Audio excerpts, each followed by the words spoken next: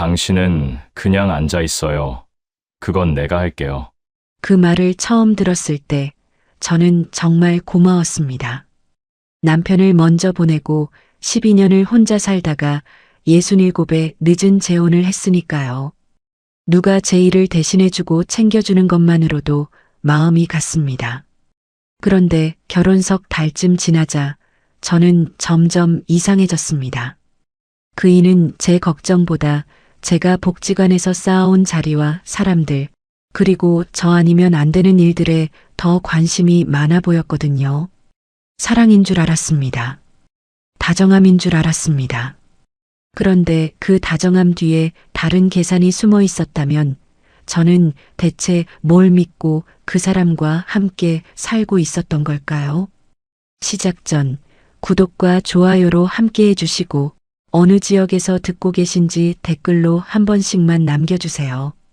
그곳에 행복이 닿길 바라겠습니다.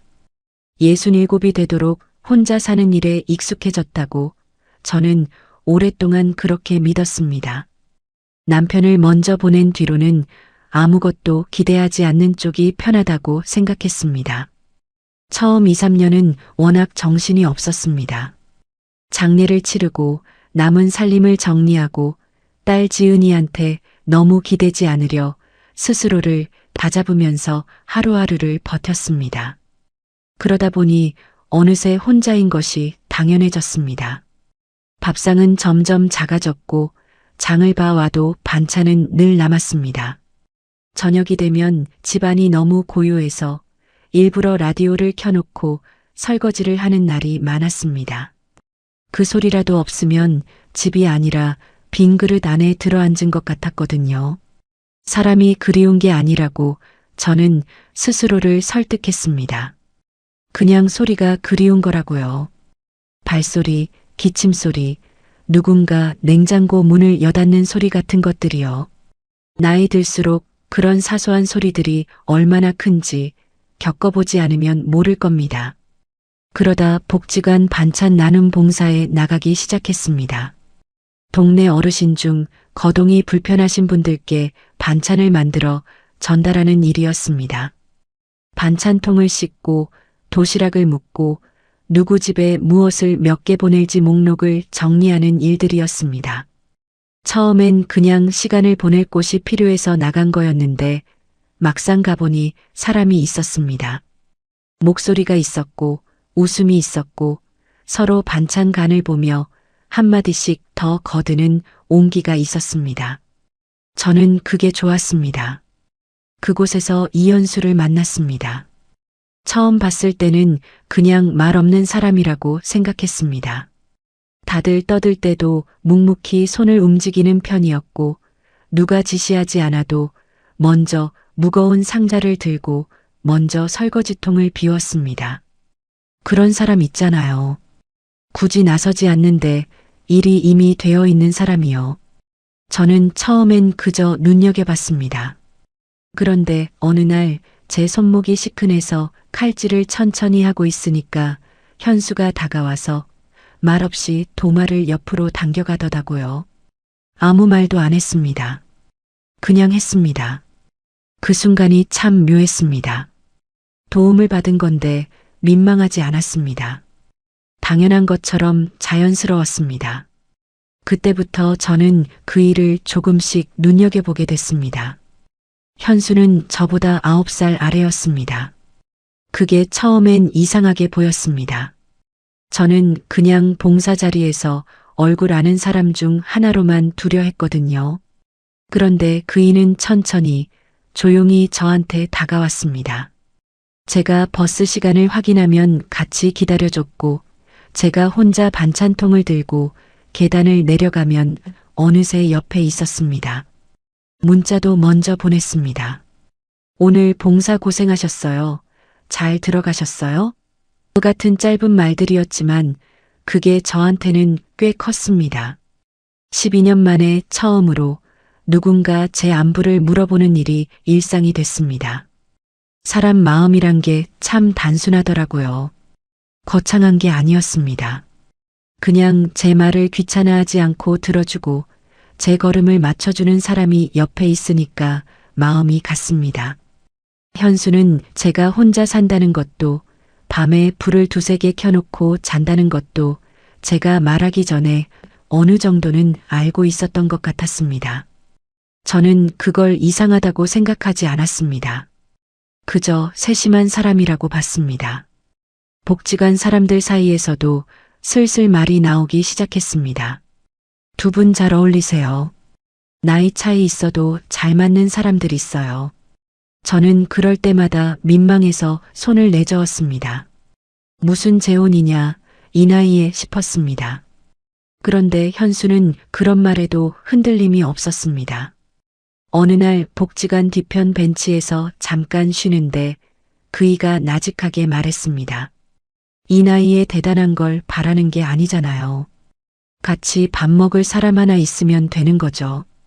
저는 그 말을 듣고 한참 가만히 있었습니다.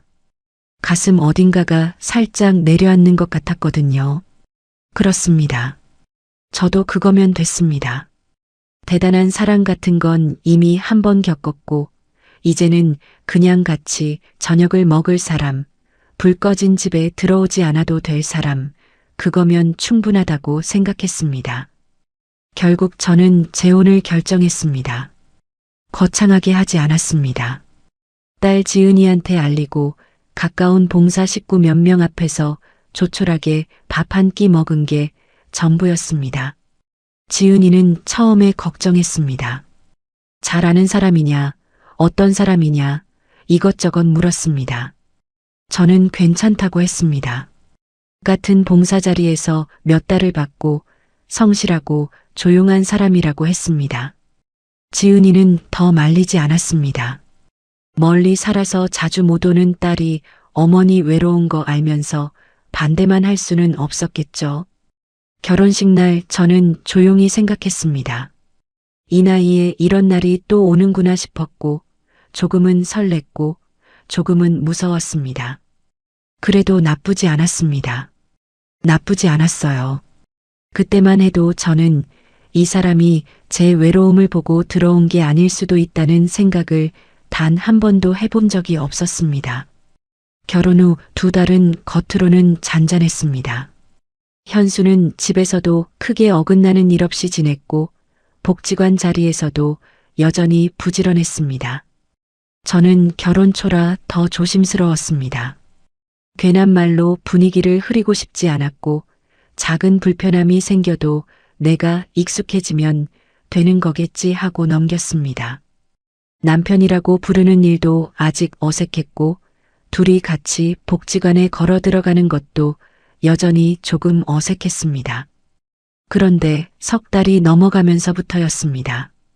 작은 것들이 하나씩 걸리기 시작했습니다. 현수가 집안일보다 복지관 일정을 더 챙기는 것 같다는 느낌이 들었습니다.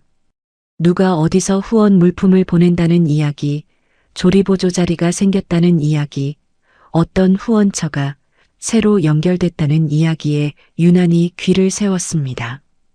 저는 처음엔 그냥 관심이 많은 사람이라고 생각했습니다. 봉사 자리에 오래 있다 보면 그런 사람 있거든요. 이것저것 빠삭하게 알고 싶어 하는 사람들이요. 그러다 어느 날 현수가 슬쩍 물었습니다. 문자 씨가 윤 총무님이랑 오래 알고 지냈죠? 후원 명단 확인은 문자 씨 말이 더 통하겠죠? 이번 조리보조 추천은 어떻게 이루어지는 거예요? 저는 그때 잠깐 멈칫했습니다. 그냥 궁금한 건가 싶었지만 같은 결의 질문이 며칠 간격으로 반복됐습니다. 그리고 그 즈음부터 백정란이 현수 가까이 자주 붙어 있는 게 눈에 들어오기 시작했습니다. 정란은 원래 부침성 있고 누구에게나 잘 맞춰주는 사람이었습니다. 그런데 어느 순간부터 현수와 한편처럼 움직이는 것 같았습니다. 둘이 자주 같은 일을 맡았고 제가 가까이 가면 이야기가 짧게 끊겼습니다. 저는 그걸 처음엔 제 기분 탓으로 돌렸습니다. 그런데 어느 날 정란이 사람들 앞에서 아무렇지 않게 말했습니다. 문자 언니, 아까도 같은 말씀하셨잖아요. 저는 순간 멈췄습니다. 아까요? 제가요? 저는 기억이 없었습니다. 그런데 정나는 웃으면서 자연스럽게 넘겼고 현수도 옆에서 요즘 좀 피곤해 보이더라고 했습니다. 그 자리에서는 그냥 웃어 넘겼습니다. 하지만 집으로 돌아오는 버스 안에서 저는 그 말이 자꾸 떠올랐습니다. 내가 정말 같은 말을 했나? 내가 기억 못하는 건가? 나이가 들어서 그런 건가? 67이라는 숫자가 그 순간만큼은 참 무겁게 느껴졌습니다. 저는 손을 내려다봤습니다. 아무렇지 않아 보이는 손이었습니다. 그런데 뭔가 불안했습니다. 그 불안이 어디서 오는 건지 그때는 정확히 몰랐습니다. 결혼 초 2달은 무난하게 흘렀습니다. 현수는 밖에서는 여전히 다정했고 복지관 사람들 앞에서도 살뜰한 남편처럼 보였습니다. 제 앞에 무거운 물건이 있으면 먼저 들었고 봉사가 끝나면 항상 같이 걸어 나왔습니다. 사람들은 둘이 잘 어울린다고 했고 저는 그 말이 민망하면서도 싫지 않았습니다. 늦게 시작한 결혼이라 저는 더 조심했습니다. 작은 불편함이 생겨도 티를 내지 않으려 했고 조금 어색한 일이 있어도 내가 맞춰가면 되겠지 하고 넘겼습니다. 혼자 오래 살다 보면 그렇게 됩니다. 누군가와 부딪히는 것 자체가 낯설어서 먼저 제 쪽을 접는 쪽이 편했습니다. 그런데 3달째로 접어들면서 이상한 점이 하나둘 생기기 시작했습니다. 처음엔 정말 작은 것이었습니다. 현수가 집안일보다 복지관 일정에 더 예민하게 반응한다는 느낌이었습니다. 어느 후원처에서 반찬 재료를 새로 보내기로 했다더라. 조리보조 자리가 하나 생길 수도 있다더라. 어떤 단체가 도시락 배달 연계를 문의해 왔다더라 하는 이야기들에 유난히 귀를 기울였습니다. 눈이 달라졌습니다. 평소엔 말수 적은 사람이 그런 이야기만 나오면 앞으로 몸을 당겼습니다.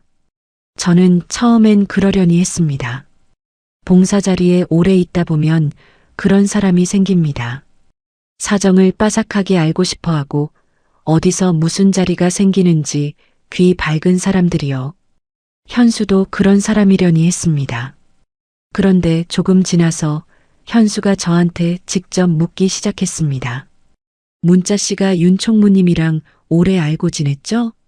후원 명단 확인하는 건 문자 씨 말이 더 통하지 않겠어요? 이번 조리보조 추천은 어떤 식으로 이뤄지는 거예요? 처음엔 그냥 궁금해서 묻는 줄 알았습니다.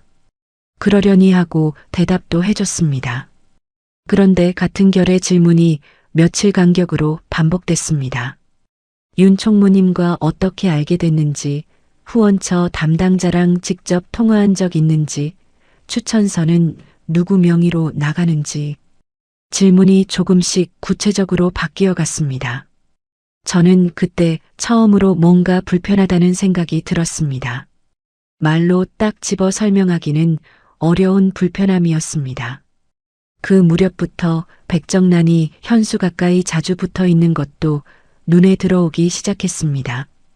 정란은 원래 부침성 좋고 누구에게나 잘 맞춰주는 사람이었습니다. 복지관 실무 보조를 오래 맡아온 터라 안살림을 잘 알았고 처음엔 저랑도 가까이 지냈습니다. 그런데 어느 순간부터 현수와 한편처럼 움직였습니다. 후원 물품 정리나 배달표 작성 같은 일을 둘이 자주 같이 맡았고 제가 가까이 가면 이야기가 짧게 끊겼습니다. 대화를 숨기는 것 같다기보다는 흐름을 자연스럽게 닫아버리는 느낌이었습니다. 저는 처음에 남녀 문제를 떠올리지 않았습니다. 솔직히 말하면 그쪽으로는 생각이 잘 안 갔습니다. 오히려 더 불길했던 건 다른 쪽이었습니다. 둘이 함께 제 이야기를 이상하게 흘리기 시작했다는 점이었습니다. 문자 언니가 요즘 자꾸 깜빡하더라. 아까도 같은 말씀하셨잖아요. 연세가 있으니 무리하지 마셔야죠. 처음엔 가볍게 지나갔습니다. 농담처럼 들렸고 그냥 나이 든 사람한테 의뢰하는 말인가 싶기도 했습니다. 그런데 같은 말이 반복되면 사람도 흔들립니다. 정말 내가 같은 말을 2번 했나? 내가 기억 못하는 건가? 내가 너무 예민해진 건가 싶어집니다. 저는 집에 돌아와서 혼자 그날 있었던 일을 되짚어보는 날이 생겼습니다. 내가 뭘 말했나? 내가 뭘 했나 하고요. 그건 제가 20년 넘게 봉사를 해오면서 한 번도 해본 적 없는 일이었습니다. 어느 날 도시락 포장을 하면서 정란히 옆에 있는 사람들한테 슬쩍 말했습니다. 문자 언니가 요즘 많이 힘드신가 봐요. 아까도 배달 순서를 2번 물어보셨거든요. 저는 그 말을 듣고 반찬통을 내려놓았습니다. 분명 저는 1번 물어봤습니다. 배달 순서가 바뀌었다는 말을 듣고 1번 확인한 것뿐이었습니다. 그런데 정란의 말투는 아무렇지 않았고 주변 사람들은 그냥 받아들이는 분위기였습니다. 저는 그 자리에서 바로 아니라고 말하지 못했습니다. 따지고 들면 오히려 제가 더 이상해 보일 것 같았습니다. 67 노인이 내가 1번 물어봤지 2번은 아니다 하고 목소리를 높이면 그게 오히려 제 쪽을 더 이상하게 만들 수도 있다는 걸 알았습니다. 그래서 가만히 있었습니다. 가만히 있는 게 현명한 건지 비겁한 건지 모르면서요. 그 뒤로 며칠이 지나지 않아서 현수가 집에서 다시 물었습니다. 문자 씨 후원처 담당자 연락처 있어요? 총무님한테 따로 연락하는 경우도 있어요? 추천 확인서는 봉사팀장 명의로 나가는 거예요. 아니면 팀원도 가능해요? 저는 그때 처음으로 말을 멈추고 현수를 바라봤습니다. 현수는 눈을 피하지 않았습니다. 오히려 태연했습니다. 그 태연함이 이상했습니다. 이걸 왜 물어보는 건지, 왜 이렇게 자꾸 같은 방향으로 묻는 건지 저는 속으로 정리가 안 됐습니다. 왜요? 하고 물었더니 현수는 웃으면서 말했습니다. 그냥요. 복지관 일 알아두면 도움이 될 것 같아서요. 그 말이 참 매끄러웠습니다. 뭔가 잘못됐다고 느끼면서도 딱히 뭐라고 할 수가 없었습니다. 저는 그냥 대충 얼버무리고 방으로 들어갔습니다. 누워서 천장을 봤습니다. 복지관 봉사를 20년 넘게 해오면서 쌓인 신망, 후원처와 맺어온 신뢰, 총무님과의 관계, 제 이름으로 이뤄지는 추천 절차. 그게 갑자기 다 다른 눈으로 보였습니다. 혹시 이 사람이 그걸 보고 들어온 건 아닐까 하는 생각이 처음으로 스쳤습니다. 저는 고개를 흔들었습니다. 설마 싶었습니다.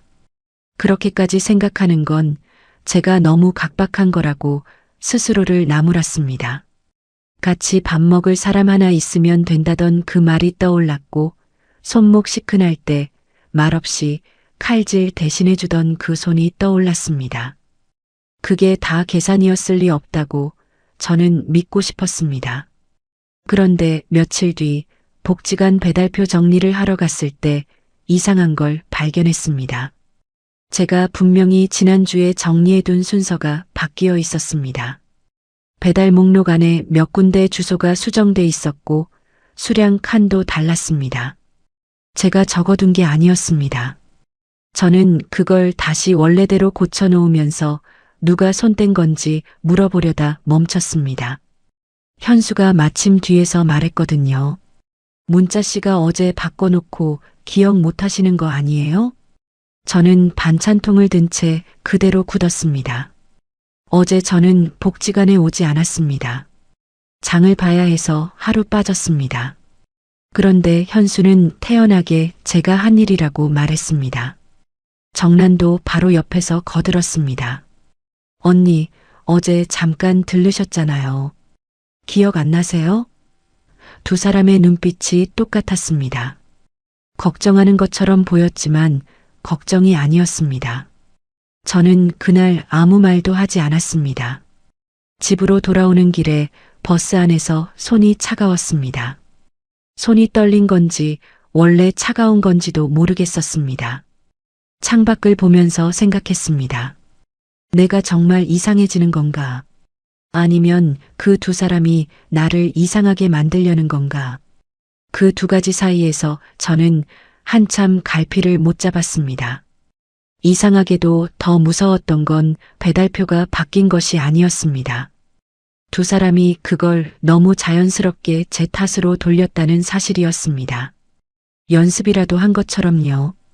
그제야 저는 조심스럽게 생각하기 시작했습니다.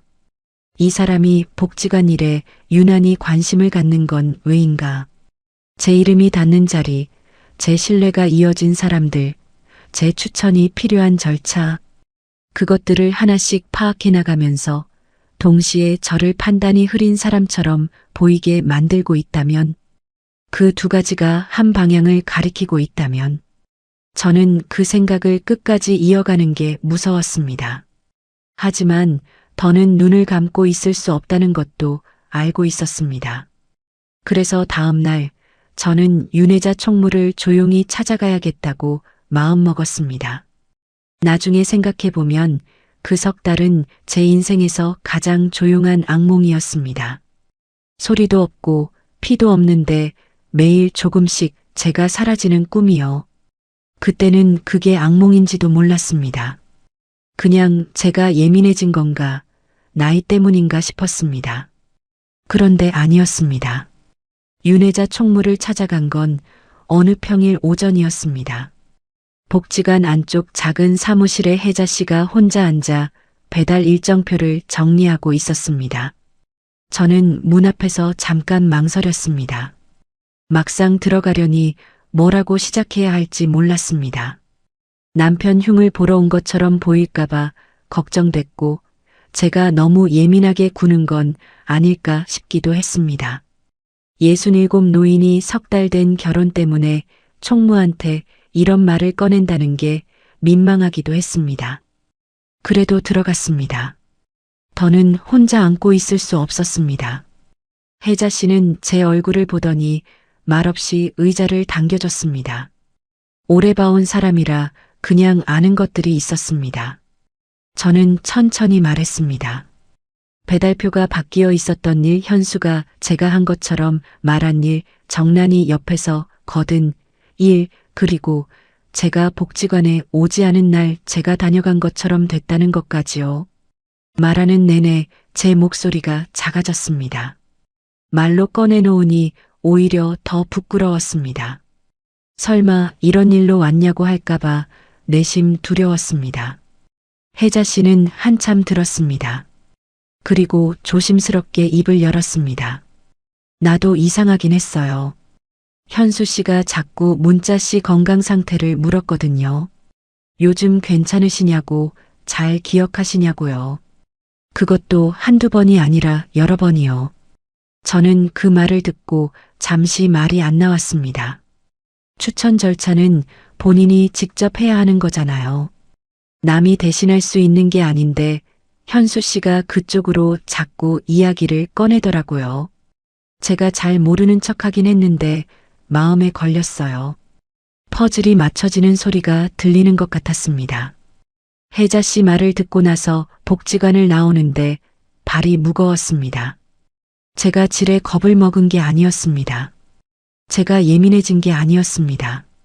실제로 이상한 일이 일어나고 있었고 저만 모르고 있었던 것입니다.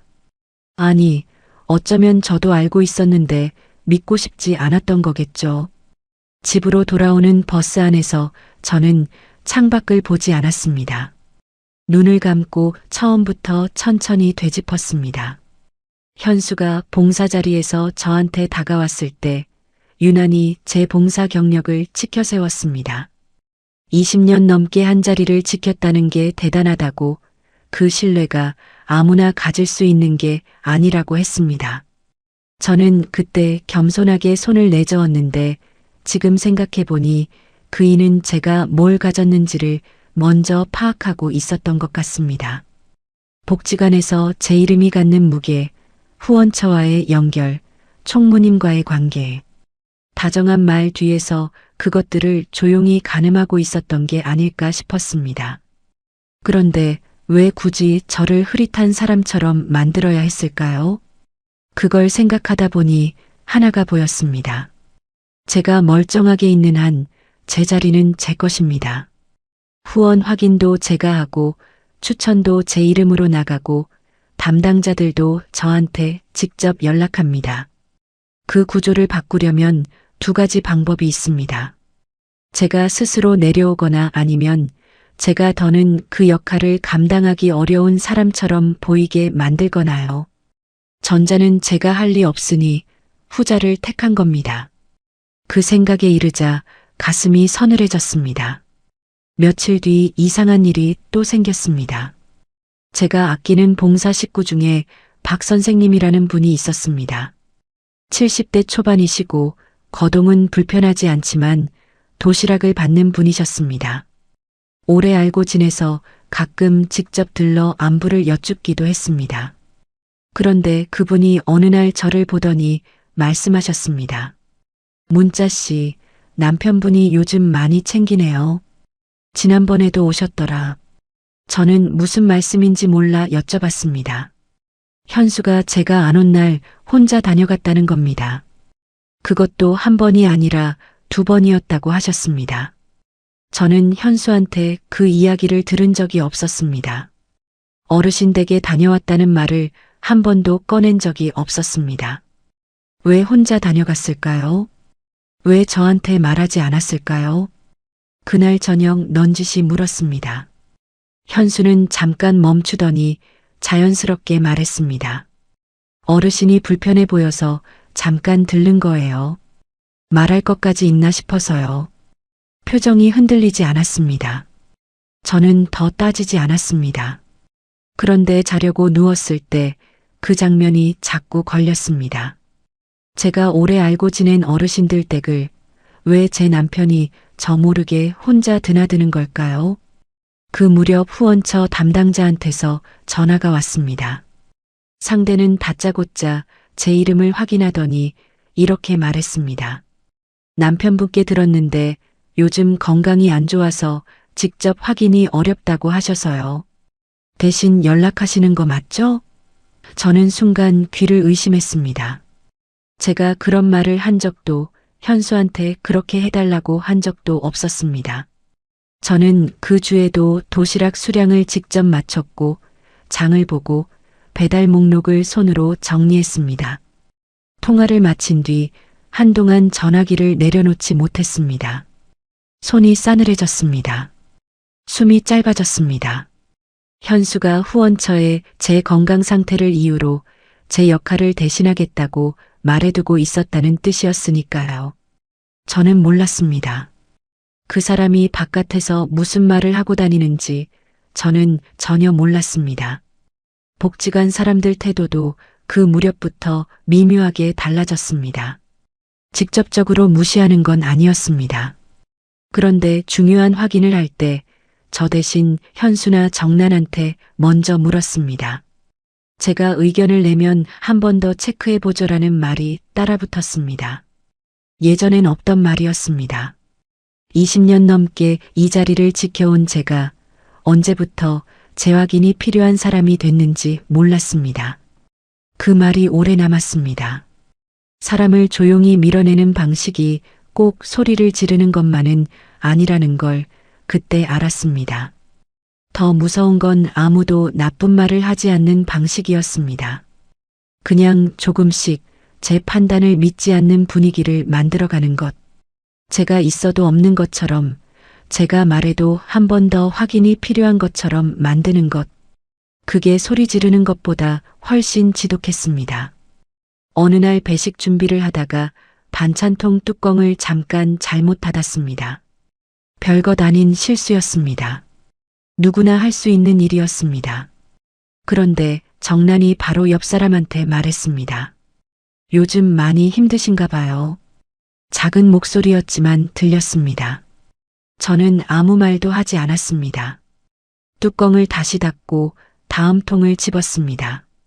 그 순간 눈물이 날 것 같았지만 꾹 눌렀습니다. 이 자리에서 울면 정말로 제가 지는 거라는 생각이 들었습니다. 그날 집으로 돌아오는 버스 안에서 창밖을 봤습니다. 어두워지는 하늘 아래 가게들 불빛이 하나씩 켜졌습니다. 저는 그 불빛들을 보면서 생각했습니다. 내가 지금 무너지고 있는 건가? 아니면 누군가 나를 무너뜨리고 있는 건가? 그 둘의 차이가 중요했습니다. 제가 정말 흐려지고 있는 거라면 받아들여야 합니다. 하지만 누군가 그렇게 보이게 만드는 거라면 저는 거기에 속으면 안 됩니다. 저는 그날 밤 오래 잠을 못 잤습니다. 이불을 덮고 누웠는데 옆에서 현수의 숨소리가 들렸습니다. 고른 숨이었습니다. 아무렇지 않은 숨이었습니다. 저는 그 숨소리를 들으면서 눈을 떴습니다. 천장이 어두웠습니다. 창밖에서 가로등 빛이 비스듬하게 들어왔습니다. 더는 모른 척하면 안 되겠다고 생각했습니다. 제가 직접 확인하지 않으면 아무도 확인해 주지 않을 것이었습니다. 딸 지은이는 멀리 있고 봉사 식구들은 이미 분위기가 기울어 있고 혜자 씨만이 그나마 제 말을 들어줬습니다. 저는 그날 밤 혜자 씨와 함께 하나씩 사실을 확인해 나가야겠다고 마음을 굳혔습니다. 출입 기록, 명단 수정 시간, 후원처 통화 내역. 제가 직접 확인할 수 있는 것들을 먼저 보기로 했습니다. 그리고 그 뒤에 현수한테 직접 물어볼 생각이었습니다. 그 대화가 어떻게 흘러갈지는 몰랐습니다. 하지만 한 가지는 알았습니다. 저는 이미 충분히 참았고 이제는 제가 본 것을 제가 본 대로 말할 차례라는 것을요. 그날 저녁 저는 현수가 퇴근하기 전에 밥상을 차렸습니다. 특별한 것은 없었습니다. 된장찌개와 나물 몇 가지, 생선 한 토막이 전부였습니다. 저는 상을 차리면서 마음을 가다듬었습니다. 싸우자는 게 아니었습니다. 소리를 지르자는 것도 아니었습니다. 그냥 물어보고 싶었습니다. 후원처에 왜 제 건강이 안 좋다고 말했는지, 왜 복지관 사람들 앞에서 제가 자꾸 깜빡하는 것처럼 이야기하는지, 제 오해라면 아니라고 말해주기를 바랐습니다. 그 말 한마디면 됐습니다. 아니에요. 그런 뜻이 아니었어요. 라는 말 한마디면요. 현수가 들어왔습니다. 손을 씻고 상 앞에 앉고 밥그릇을 들었습니다. 저는 찌개를 한 숟갈 뜨다가 조용히 입을 열었습니다. 후원처 담당자한테서 전화가 왔었어요. 현수가 숟가락을 내려놓지는 않았습니다. 그냥 먹으면서 들었습니다. 내가 건강이 안 좋아서 직접 확인이 어렵다고 당신이 말했다더군요. 나는 그런 말 한 적 없는데. 잠깐 침묵이 흘렀습니다. 저는 그 침묵 동안 숨을 고르며 기다렸습니다. 미안하다고 할 줄 알았습니다. 아니면 설명이라도 할 줄 알았습니다. 그런데 현수는 뜻밖에도 화부터 냈습니다. 내가 당신 걱정해서 그런 것도 못해요? 목소리가 갑자기 높아졌습니다. 저는 반사적으로 몸이 굳었습니다. 당신 요즘 같은 말 반복하는 거 본인이 모르죠? 내가 옆에서 다 보고 있는데. 내가 아니면 누가 당신 챙겨줘요? 내가 나서지 않으면 누가 알아서 해줘요? 그 말이 참 묘했습니다. 겉으로는 저를 걱정하는 말처럼 들렸습니다. 그런데 실제로는 제 기억을 의심하게 만들고 제 판단을 흔들고 제가 혼자서는 아무것도 못하는 사람인 것처럼 만드는 말이었습니다. 저는 그 순간 이상하게도 머릿속이 조용해졌습니다. 화가 나는데 말이 안 나왔습니다. 억울한데 반박할 문장이 떠오르지 않았습니다. 현수는 계속했습니다. 내가 걱정이 돼서 그런 거잖아요. 그게 잘못이에요? 당신이 힘들면 내가 대신 움직이는 게 남편 아니에요? 저는 조용히 숟가락을 내려놓았습니다. 더 말하지 않았습니다. 말을 이어가면 제가 흥분한 사람이 될 것 같았습니다. 현수는 마치 자기가 억울한 것처럼 밥상을 마쳤고 저는 혼자 그릇을 치웠습니다. 설거지를 하면서 손이 떨렸습니다. 분노 때문이 아니었습니다. 더 정확하게는 무서움이었습니다. 저를 걱정한다는 말로 저를 약하게 만드는 사람. 제가 틀렸다는 말은 한마디도 하지 않으면서 제가 스스로 틀렸다고 느끼게 만드는 사람. 그게 배려와 어떻게 다른지 설명하기가 너무 어려웠습니다. 저 자신도 그 순간엔 헷갈렸습니다. 내가 너무 예민한 건지 아니면 이게 정말 이상한 건지. 그 혼란이 가장 무서웠습니다. 며칠이 지났습니다. 저는 조용히 지냈습니다. 현수도 그 일을 꺼내지 않았습니다. 복지관에서도 평소처럼 봉사를 했고 정난도 겉으로는 여전히 싹싹했습니다. 그런데 저는 이제 그 평온한 얼굴들을 예전처럼 보지 못했습니다. 웃는 얼굴 뒤에 뭐가 있는지를 생각하게 됐습니다. 그러던 어느 날 배식 준비 중에 결국 일이 터졌습니다. 그날도 후원 반찬 배정 때문에 다들 바쁘게 움직이고 있었습니다. 저는 후원 명단 파일을 꺼내 확인하려고 했습니다. 배달 갈 곳이 3군데 추가됐다는 이야기를 들었고 수량 조정이 필요한지 확인해야 했습니다. 그건 제가 늘 해오던 일이었습니다. 그런데 정난이 사람들 앞에서 말했습니다. 언니, 그거 아까도 확인하셨잖아요. 오늘은 그냥 쉬세요. 저는 멈췄습니다. 아까요? 저는 아까 그 파일에 손도 대지 않았습니다. 오전 내내 반찬통 소독을 하고 있었습니다. 그런데 정난은 아무렇지 않게 웃으면서 말했습니다. 마치 저를 배려하는 것처럼요. 그리고 현수가 거기서 한술 더 떴습니다. 문자씨 요즘 컨디션이 들쑥날쑥해서 중요한 건 제가 챙기고 있어요. 사람들 시선이 한꺼번에 제게 쏠렸습니다. 저는 손에 들고 있던 반찬 봉투를 꼭 쥐었습니다. 그 자리에서 바로 대꾸하지 못했습니다. 억울하기보다 수치스러웠습니다. 제가 정말 그런 사람인 것처럼 다들 받아들이는 공기가 느껴졌기 때문입니다. 누군가 아니라고 해주길 기다렸지만 아무도 말이 없었습니다.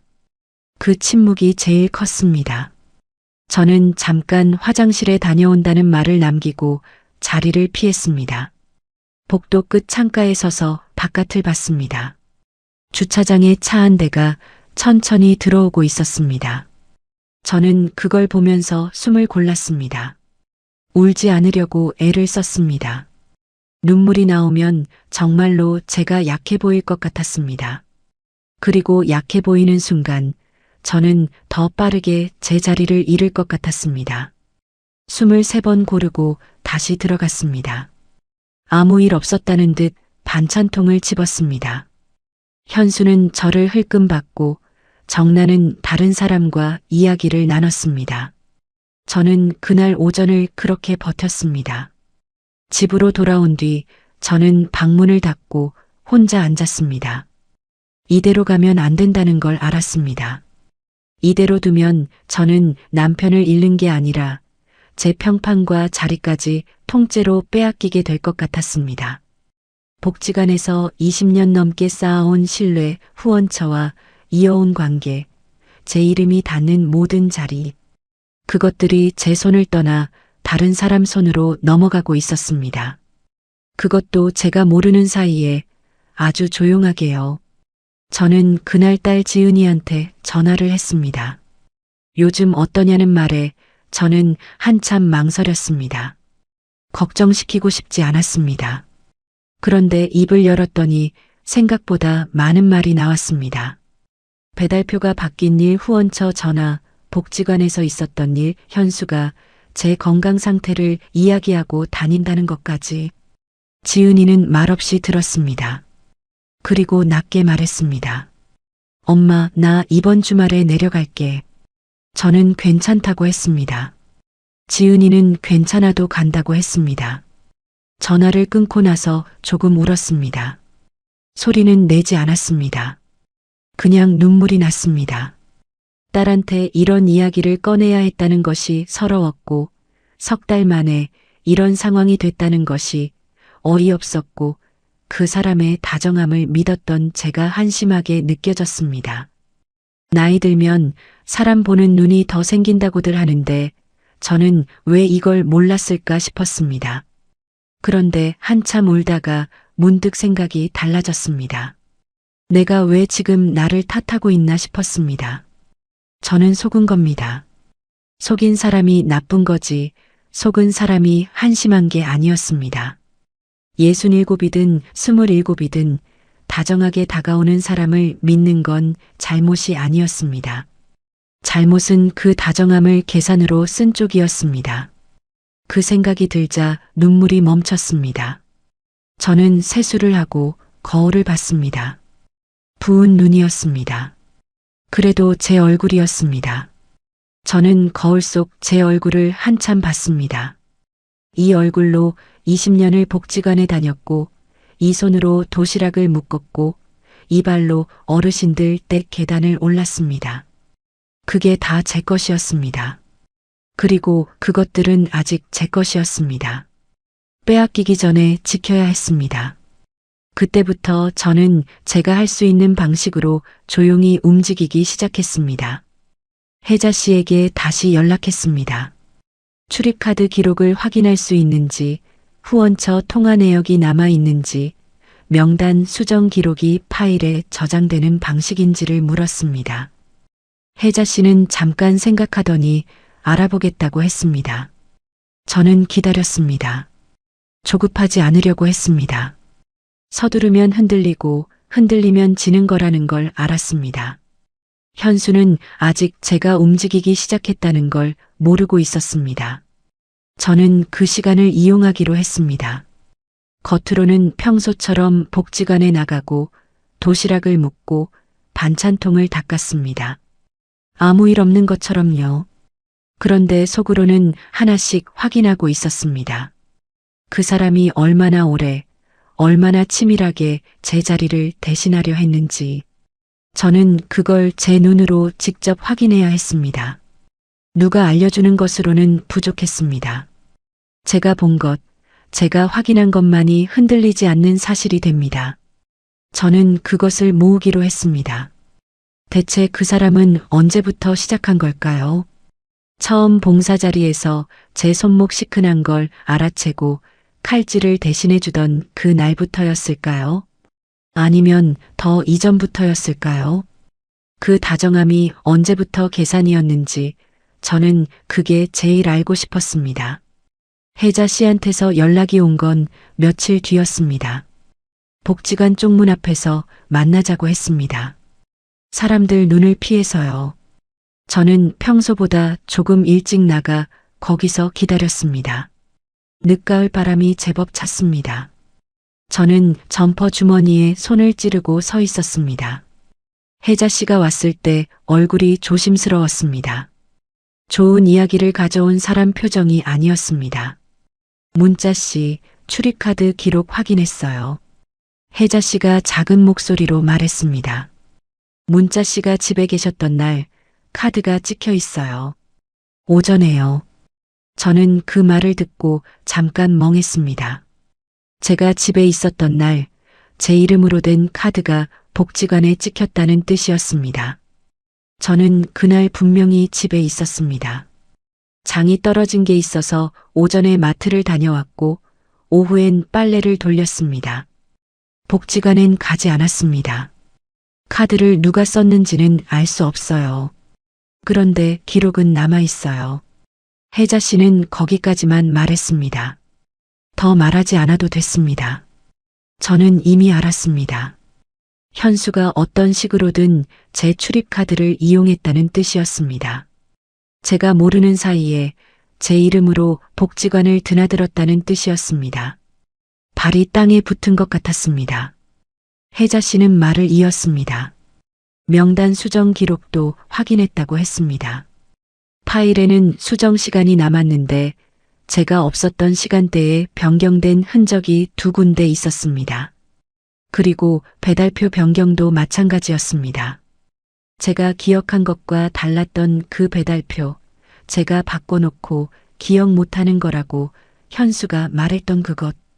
수정 시간은 제가 그날 복지관에 없던 오전 시간을 가리키고 있었습니다. 저는 한참 아무 말도 못했습니다. 눈물이 날 것 같았지만 참았습니다. 이 자리에서 무너지면 안 됐습니다. 지금은 슬퍼할 때가 아니라 확인할 때였습니다. 저는 숨을 한번 고르고 혜자 씨에게 물었습니다.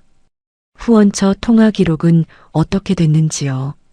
혜자 씨가 잠깐 망설이다가 말했습니다. 담당자한테 조심스럽게 물어봤어요. 그분이 통화 메모를 남겨두는 스타일이거든요. 확인해 보니까 기록이 있었어요. 현수가 후원처 담당자에게 전화해서 남긴 말이 메모로 적혀 있었습니다. 내용은 이랬습니다.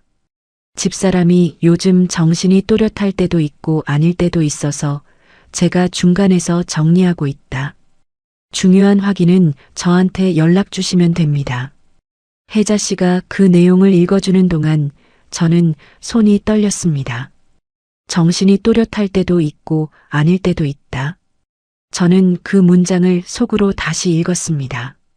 저는 그 주에도 도시락 수량을 직접 맞췄습니다. 장을 보고 약봉투를 챙기고 버스 시간을 확인해서 복지관에 왔습니다. 그런데 현수는 바깥에서 저를 판단이 흐린 사람으로 소개하고 있었습니다. 아무렇지 않게 걱정하는 남편인 척하면서요. 목이 잠겼습니다. 혜자 씨가 제 손을 잠깐 잡았습니다. 아무 말 없이요. 그 손이 고마웠습니다. 저는 눈을 들어 하늘을 봤습니다. 구름이 느리게 움직이고 있었습니다. 저는 그걸 보면서 생각했습니다. 이제 더는 제 탓을 하지 않아도 된다. 제가 흐려진 게 아니었습니다.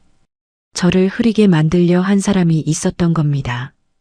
그제야 저는 처음부터 이상했던 장면들을 다시 떠올렸습니다.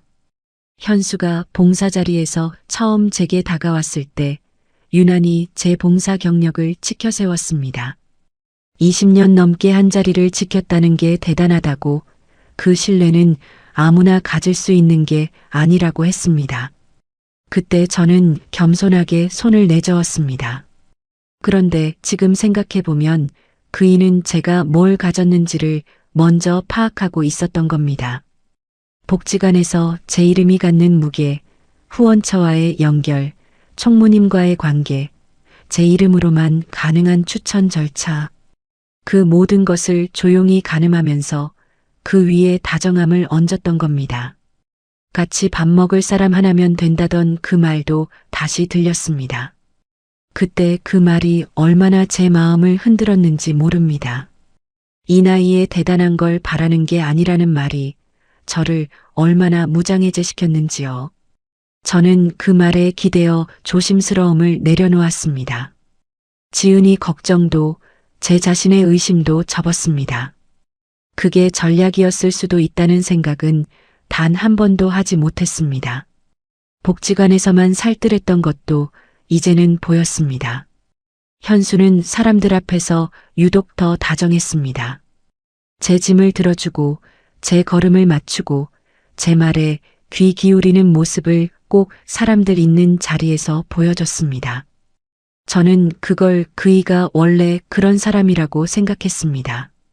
그런데 지금 돌아보면 그건 복지관 사람들 사이에서 신뢰를 쌓기 위한 연출이기도 했습니다. 저와 가까운 사람처럼 보여야 제 이름이 닿는 자리에 자연스럽게 접근할 수 있으니까요. 정란의 역할도 그제야 선명해졌습니다.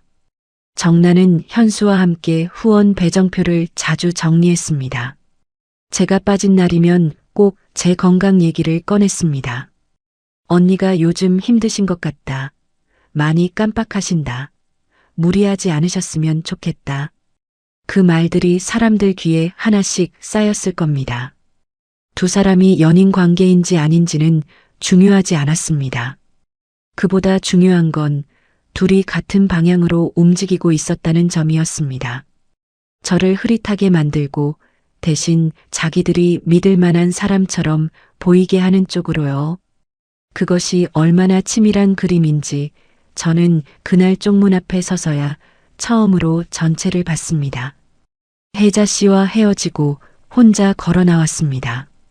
버스 정류장까지 오는 길이 평소보다 길게 느껴졌습니다. 낙엽이 바닥에 붙어 있었고 바람이 불 때마다 조금씩 굴렀습니다.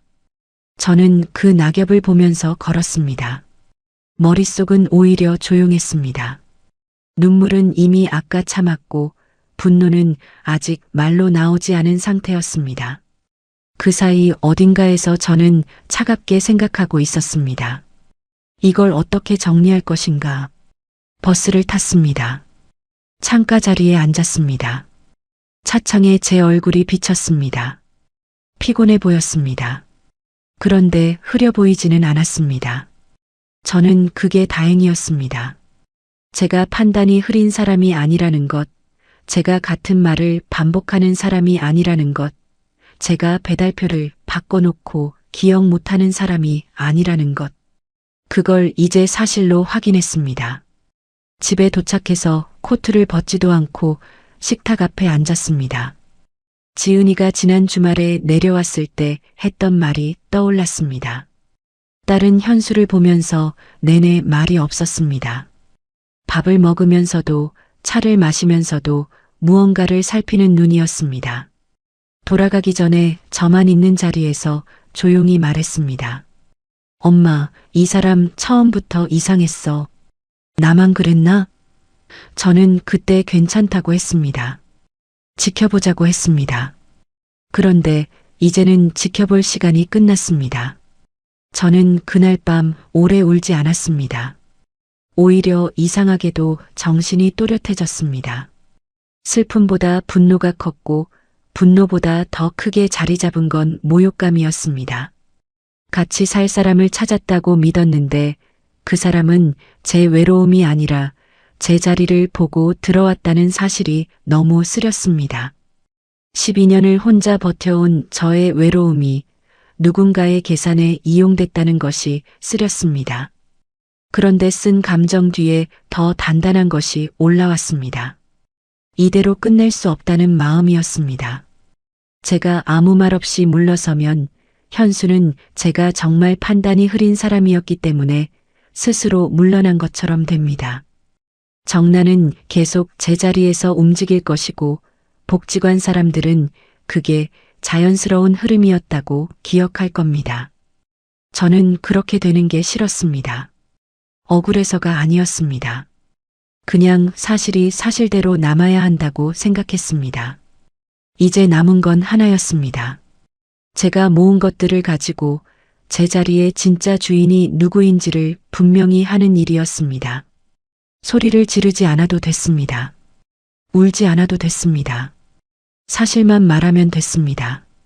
제가 확인한 것, 혜자 씨가 확인해 준 것, 후원처 담당자의 통화 메모, 그것들이 저 대신 말해줄 것이었습니다. 저는 다음 주 운영회의 날짜를 머릿속에 새겼습니다.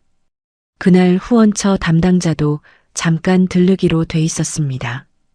혜자 씨도 자리에 있을 것이었습니다. 저는 그 자리에서 말하기로 했습니다. 감정을 앞세우지 않고 제가 직접 겪은 일과 확인한 사실만을 차례로 말하기로 했습니다. 그리고 제 이름으로 이뤄진 일들의 진짜 주인이 누구인지를 거기 있는 사람들 앞에서 분명하게 하기로 했습니다. 그 밤 저는 일찍 불을 껐습니다. 옆에서 현수의 숨소리가 들렸습니다. 저는 그 소리를 들으면서 눈을 감았습니다. 이상하게도 잠이 왔습니다. 억울한 사람이 이렇게 쉽게 잠들어도 되나 싶었지만 몸이 먼저 가라앉았습니다. 어쩌면 오래 혼자 버텨온 사람의 몸이 그렇게 단단한 것인지도 모르겠습니다. 무너지지 않겠다고 다짐하지 않아도 그냥 버텨지는 것처럼요. 내일이 오면 저는 제 자리로 돌아갈 것이었습니다. 운영회의 날 아침 저는 평소보다 1시간 일찍 눈이 떴습니다. 억지로 깬 게 아니었습니다. 그냥 눈이 떠졌습니다. 커튼 사이로 이른 빛이 들어오고 있었고 현수는 아직 자고 있었습니다. 저는 조용히 일어나 세수를 했습니다. 거울 앞에 서서 제 얼굴을 봤습니다. 부어있지 않았습니다. 눈이 맑았습니다. 저는 그게 다행이었습니다. 오늘만큼은 제 얼굴이 흔들려 보이면 안 됐습니다. 밥은 먹지 않았습니다. 속이 빈 것 같았지만 억지로 넣고 싶지 않았습니다. 대신 따뜻한 물 한 잔을 천천히 마셨습니다. 점퍼를 챙겨 입고 가방을 들고 현수가 깨기 전에 집을 나섰습니다. 버스 안은 한산했습니다. 창밖으로 이른 아침 골목이 흘러갔습니다. 문을 여는 가게, 박스를 내리는 배달 차량, 종종 걸음으로 걷는 사람들. 저는 그 장면들을 보면서 마음을 다잡았습니다. 오늘은 감정을 앞세우지 않기로 했습니다. 소리를 높이지 않기로 했습니다. 제가 겪은 일, 제가 확인한 사실, 혜자 씨가 함께 확인해 준 것들, 그것만 차례로 말하기로 했습니다. 사실은 흔들리지 않습니다. 감정은 흔들릴 수 있어도 사실은 그 자리에 남습니다. 복지관에 도착하니 혜자 씨가 먼저 와 있었습니다. 저를 보더니 말없이 고개를 끄덕였습니다. 그 고개 끄덕임 하나에 많은 게 담겨 있었습니다. 나도 여기 있다는 말, 끝까지 옆에 있겠다는 말이요. 저는 짧게 고맙다고 했습니다. 말을 길게 하면 감정이 올라올 것 같았습니다. 사람들이 하나씩 모였습니다. 후원처 담당자도 약속대로 왔습니다. 젊은 여성이었습니다. 저와 몇 번 통화한 적 있는 분이었는데 저를 보더니 반갑게 인사했습니다. 저도 인사를 받았습니다. 현수와 정란도 들어왔습니다. 현수는 저를 보고 자연스럽게 옆자리에 앉으려 했습니다. 저는 자리를 옮기지 않았습니다. 회의가 시작됐습니다. 후원 현황 보고 배달 일정 조정, 다음 달 식재료 수급 이야기가 오갔습니다. 저는 그 흐름을 들으면서 때를 기다렸습니다. 조급하지 않으려고 했습니다.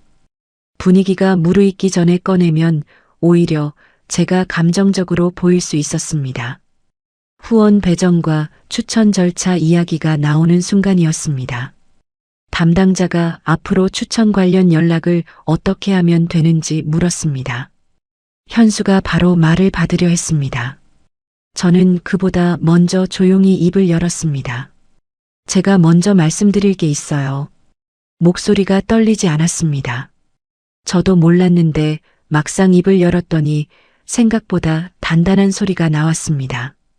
최근 몇 주 사이에 제 이름으로 진행된 확인 중에 제가 직접 하지 않은 것들이 있었습니다. 출입카드 기록에 제가 없었던 날 제 카드가 찍혀 있었고 배달표와 후원 명단 수정 기록에도 제가 복지관에 없던 시간에 변경된 흔적이 있었습니다. 회의실이 조용해졌습니다. 저는 계속했습니다. 그리고 후원처에 제 건강 상태에 대해 사실과 다른 설명이 전달됐습니다. 제가 정신이 또렷하지 않을 때가 있다는 내용이었습니다. 저는 그런 말을 한 적도 그렇게 전달해달라고 부탁한 적도 없습니다. 담당자의 표정이 굳었습니다. 그분도 그 통화를 기억하고 있었을 겁니다.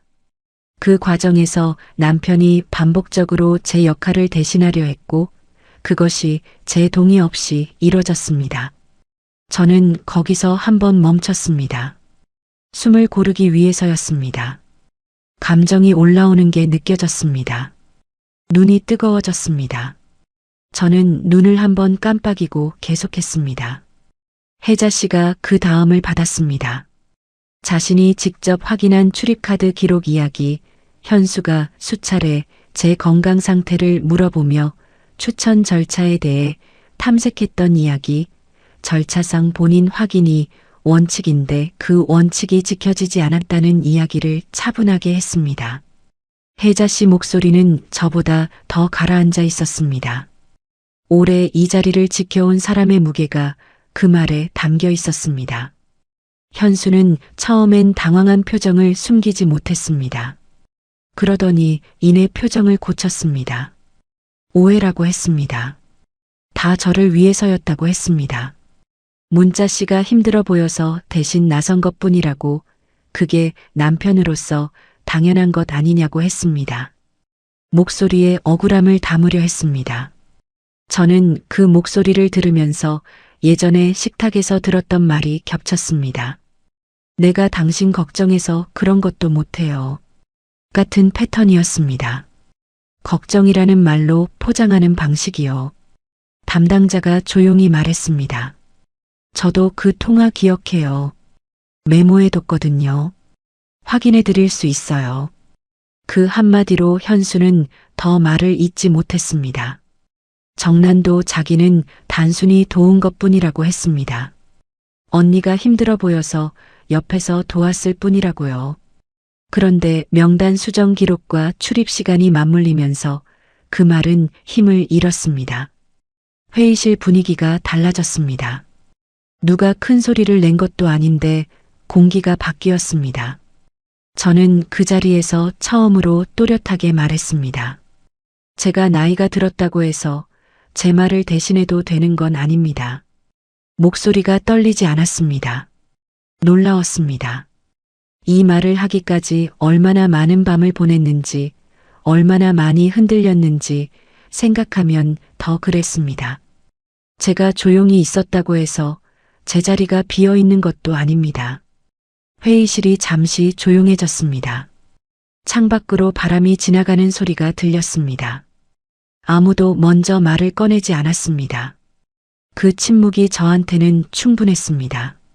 더는 제가 흐릿한 사람이 아니었고 누가 누구 이름 뒤에 숨어서 무엇을 하려 했는지가 이 자리에 있는 사람들한테 드러났으니까요. 운영진은 짧은 논의 끝에 정리했습니다. 후원 확인과 추천 관련 절차에서 현수와 정난을 배제하기로 했습니다. 대외 연락은 다시 재확인을 직접 거치기로 했습니다. 출입카드 관리 방식도 점검하기로 했습니다. 말은 짧았지만 분명했습니다. 저는 그것으로 충분했습니다. 대단한 선언이 필요하지 않았습니다. 그냥 원래대로 돌아오면 됐습니다. 제 자리가 제 자리였던 것으로요. 집으로 돌아오는 길에 혜자 씨가 나란히 걸었습니다. 버스 정류장까지 함께 걸으면서 별말 없이 걸었습니다. 찬바람이 불었고 혜자 씨가 먼저 말했습니다. 잘하셨어요, 문자 씨. 저는 그 말에 고개만 끄덕였습니다. 더 말하면 울 것 같았습니다. 혜자 씨도 그걸 아는지 더 말하지 않았습니다. 우리는 그냥 나란히 서서 버스를 기다렸습니다. 집에 들어가니 현수가 먼저 와 있었습니다. 소파에 앉아 있다가 저를 봤습니다. 저는 코트를 벗어 걸었습니다. 현수가 먼저 말을 꺼냈습니다. 오해가 있었다고 했습니다. 자기는 진심으로 저를 걱정한 거라고 그게 왜 이렇게 됐는지 모르겠다고 했습니다.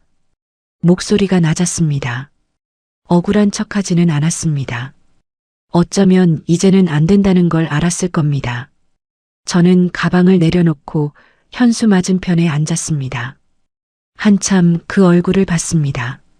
처음 복지관에서 봤을 때 말 수 없이 손을 움직이던 사람, 제 손목 시큰한 것을 알아채고 말없이 칼질을 대신해 주던 사람, 같이 밥 먹을 사람 하나면 된다고 했던 사람. 그 장면들이 빠르게 지나갔습니다. 밉지 않았다면 거짓말이겠지만 미움보다 더 큰 건 허탈함이었습니다. 이 사람과 나눈 시간들이 전부 계산이었다고 생각하니 그게 더 슬펐습니다. 저는 조용히 말했습니다. 이제 그만합시다. 현수가 말을 바꾸려 했습니다. 다시 시작할 수 있다고, 잘못됐다면 고치겠다고 했습니다. 저는 더 듣지 않았습니다. 들을 필요가 없었습니다. 저를 사랑한 사람이었다면 저를 먼저 흔들리게 만들지는 않았을 겁니다. 저를 걱정한 사람이었다면 제 이름 뒤에 숨지 않았을 겁니다. 저는 자리에서 일어났습니다. 그 뒤로 관계를 정리하는 일은 예상보다 담담하게 이루어졌습니다. 울고불고 하는 장면은 없었습니다. 현수는 며칠 뒤 짐을 챙겨 나갔고 저는 그 뒷모습을 현관에서 봤습니다. 문이 닫히는 소리가 났습니다. 저는 그 자리에 잠깐 서 있었습니다. 이상하게도 허전하지 않았습니다. 오히려 오래 눌려있던 무언가가 천천히 올라오는 것 같았습니다. 지은이가 소식을 듣고 내려왔습니다. 들어오자마자 제 손을 잡았습니다. 말을 잇지 못하고 한참 손만 잡고 있다가 딸이 말했습니다. 늦지 않았어, 엄마. 저는 그 말에 고개를 끄덕였습니다. 그리고 처음으로 소리내어 조금 울었습니다. 서럽다기보다 이제 괜찮다는 울음이었습니다. 오래 참았던 게 나오는 울음이었습니다. 나중에 생각해보면 저는 재혼에 실패한 게 아니었습니다. 제 삶을 다시 지켜낸 겁니다. 가족이든 남편이든 누군가 조용히 제 자리를 대신하려 들 때는 더 늦기 전에 멈춰 세워야 한다는 것을 그제야 배웠습니다. 나이 들면 눈이 높아진다고 했는데 저는 그 말을 이제야 몸으로 알았습니다. 67에 배운 것 치고는 비쌌습니다. 그래도 배웠으니 됐습니다. 혼자 사는 건 여전히 외로운 일입니다. 저녁이 되면 집이 조용하고 밥상은 또 작아졌습니다. 그런데 이상하게도 전보다 덜 무겁습니다. 누군가에게 제 이름을 빼앗기며 사는 것보다 혼자여도 제 이름으로 사는 게 낫다는 걸 이제는 알기 때문일 겁니다. 복지관에는 여전히 나갑니다. 혜자 씨와 나란히 반찬통을 닫고 도시락을 묻고 어르신들 이름을 불러가며 배달 목록을 정리합니다. 제 이름으로요. 끝까지 들어주셔서 감사합니다. 구독과 좋아요는 다음 이야기를 이어갈 힘이 됩니다. 그리고 주인공에게 한 줄 응원을 댓글로 남겨주시면 그 마음까지 함께 전해두겠습니다.